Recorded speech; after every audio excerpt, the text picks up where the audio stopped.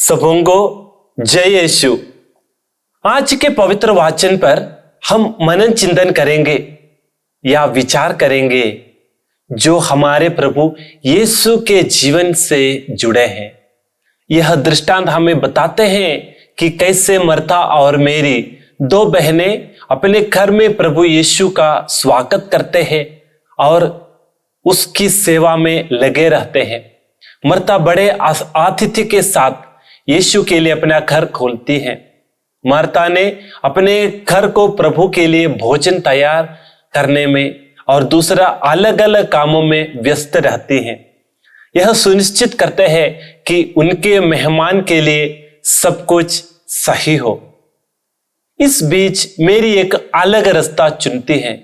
इधर उधर हलचल करने के बजाय वह प्रभु के चरणों में बैठकर उनके हर वचनों को और उपदेशों को ध्यान से सुनती हैं।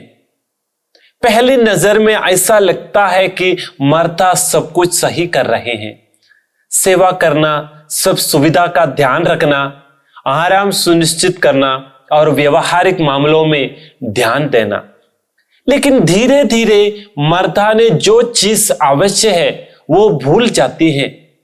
इसलिए प्रभु मर्था से यह कहा है कि मर्था मर्था, तुम उनके बातों में चिंतित और परेशान हो रहे हैं, पर जरूरी या आवश्यक सिर्फ एक चीज है।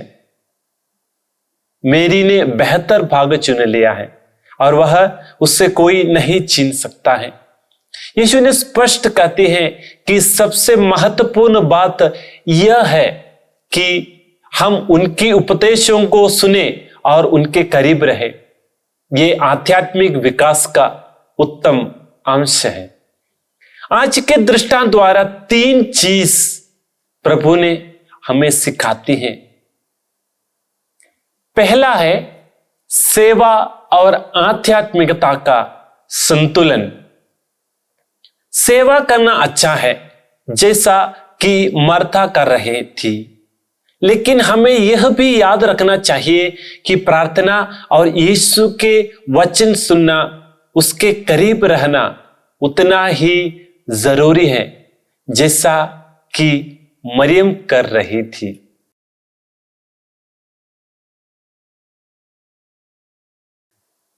दूसरा है चिंता कम और भरोसा ज्यादा।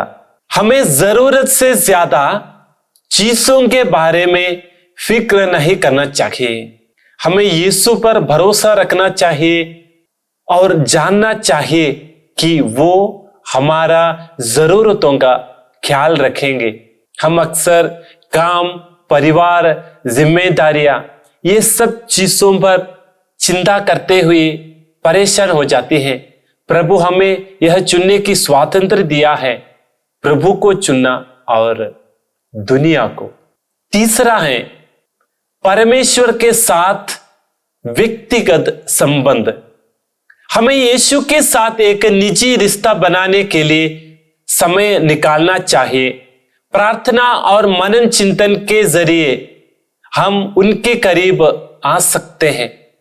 हमारे व्यक्तिगत और दैनिक कार्यों और दायित्वों में फंसना आसान है, लेकिन प्रभु हमें याद दिलाता है कि सबसे महत्वपूर्ण काम उनके साथ अपने रिश्ते को प्राथमिकता देना है।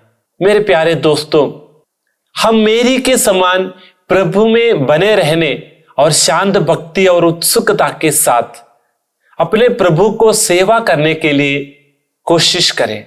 हम जांच कर देखिए कि हम अपने जीवन में सेवा और आध्यात्मिकता के बीच संतुलन बना पा रहे या नहीं।